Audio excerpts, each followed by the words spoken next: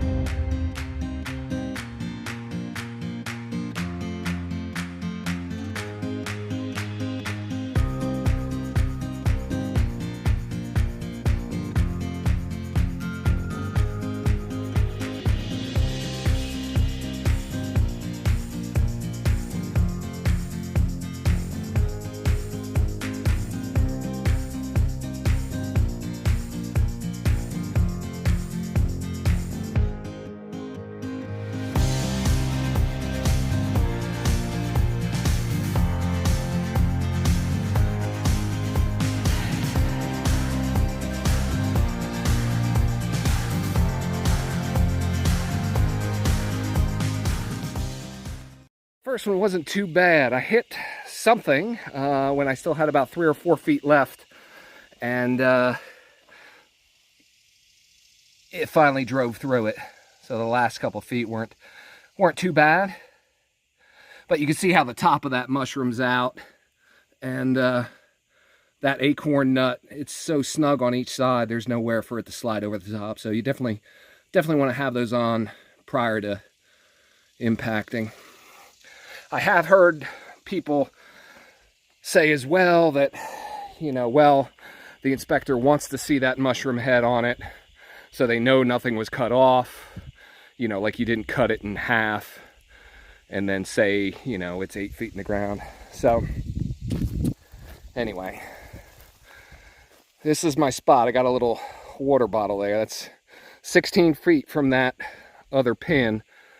So we're gonna drive this one in and yeah, make it happen. Let's go.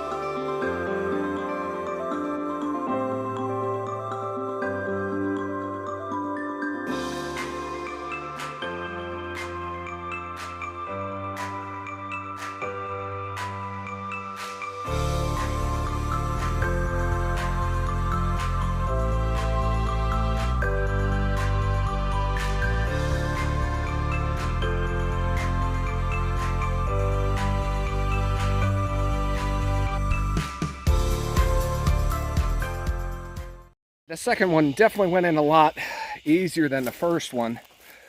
So again, I'm gonna leave it proud a little bit, maybe 3-4 inches. I'll dig a trench for the wire, but we're gonna leave that up here just so the inspector can see it easily, and I'll just drive it in when we're done. So now we're gonna pop open our box, take a look inside, and then we're going to start running that number 6 bear wire down to these rods.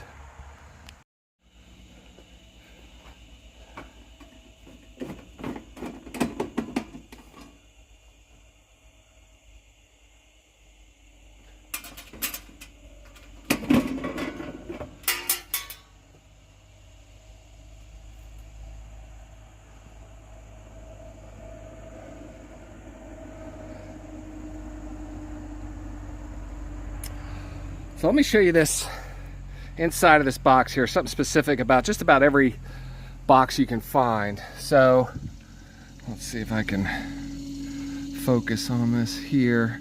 So this is the knockout here where my primary, the power is going to come into from the bottom. So this will have a hub on it connecting my conduit to the box. But on the back side of these, I hope you can see this, I got the sun in my back and I can't really see anything. There's these small little knockouts, one on each side. Use whichever side is easiest, and that accommodates number 6 bare copper wire relatively easily. Can't tell if that's in focus or not. Sorry guys.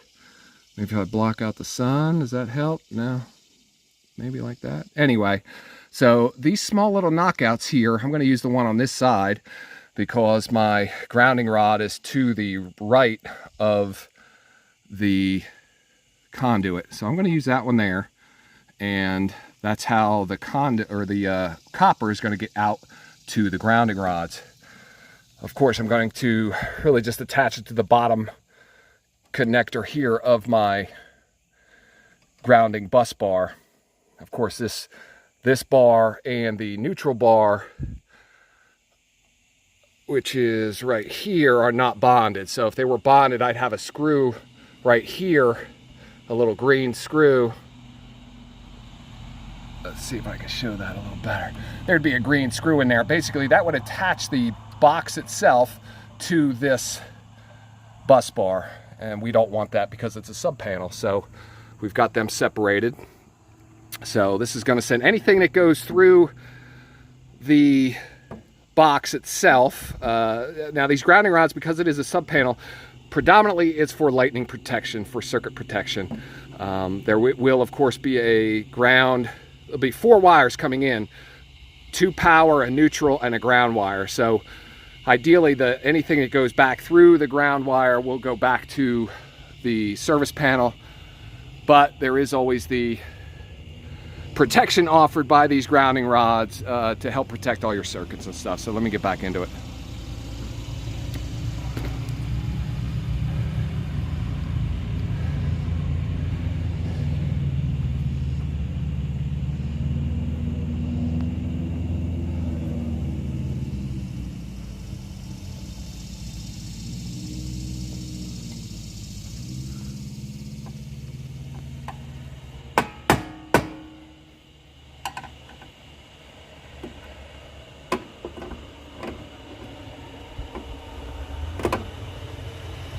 So I pull that knockout right out.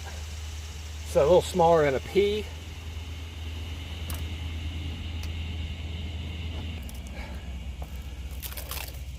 So I've got my bare copper number 6. I think when I bought this, I bought 50 feet of it. I'm not sure that's going to be enough to do both cabins 1 and 3 today, but we'll see.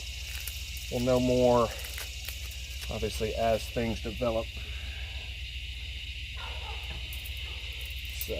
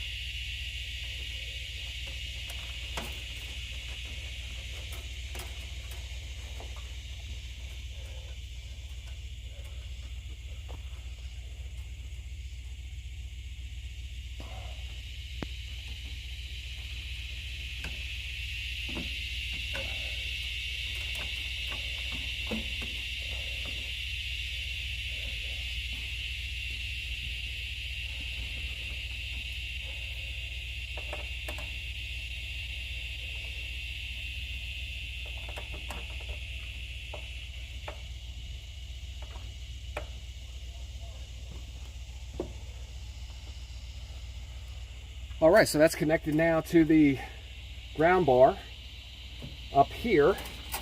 This will now come straight down. Eventually I will connect this, I will actually band it to the conduit, but for right now it's going to have to hang. Of course, now by the way I have set this up now, so my wire is coming out of my box, and I have probably, I don't know, 40 feet of this wire here still left. I have to pull all of that through my acorn nut that's down there. So that's, it's not difficult. It just takes a minute to get through it.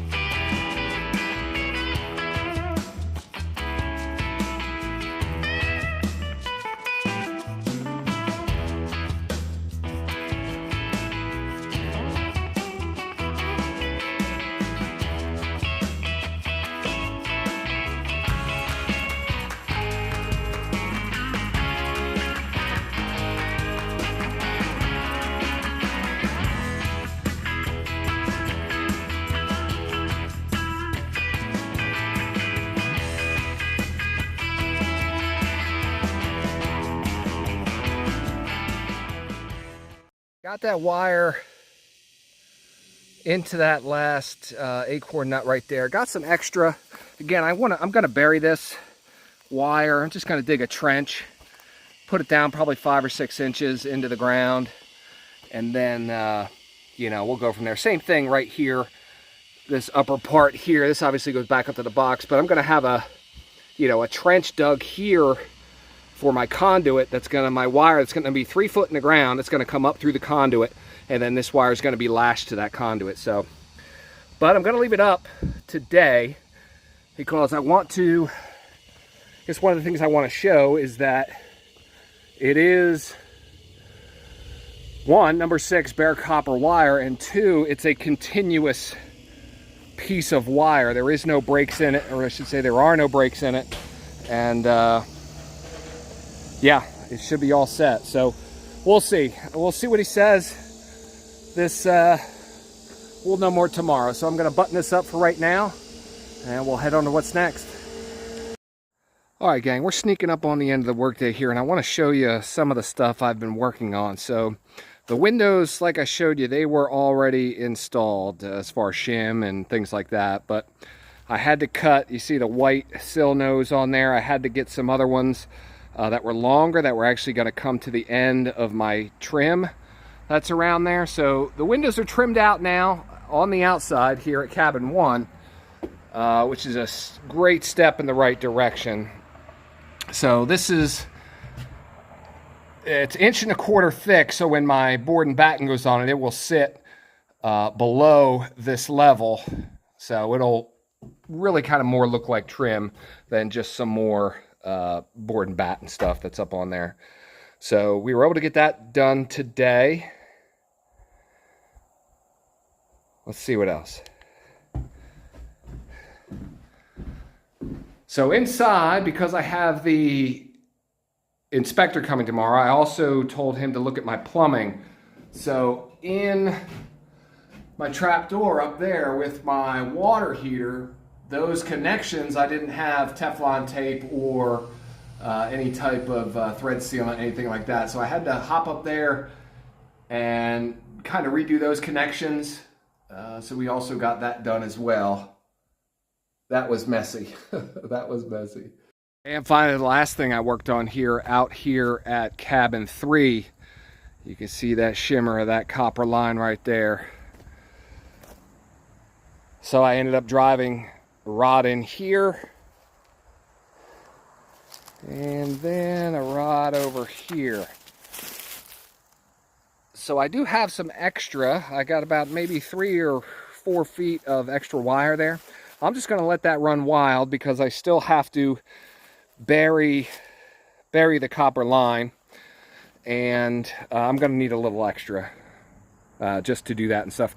Whereas on cabin 1, I left it really kind of loose, so the excess is really in between the 2 grounding rods. So these 2 drove in much easier than the 2 down at cabin 1 for whatever reason, but you know, pulling a wire, getting everything hooked up, and then, you know, dialed in here into my ground bus bar there. That's all good. So yeah, so that's gonna wrap at least stuff around the cabins for today. So yeah, wrap up stuff around the cabins. That's all fine. It's only about 4 o'clock in the afternoon here, and I still have some other stuff that I want to do. I want to get the, I'm going to strap the weed whacker on. I've got a lot of growth around that I would like to take care of. So we're going to walk around down here in the cabin area and really just kind of clean that up a little bit. Maybe it's just a little bit of this, you know, want to put your best foot forward type thing. So we'll see. We'll see. Inspector tomorrow, and yeah, more to follow after that. So that's it. That's it for today, guys. Hey, I appreciate y'all hanging out. I hope you're enjoying the content here. Give me a thumbs up. Let your friends know that this crazy dude down here in North Carolina is just building stuff, you know, just doing it. All right, gang. We'll see you on the next one.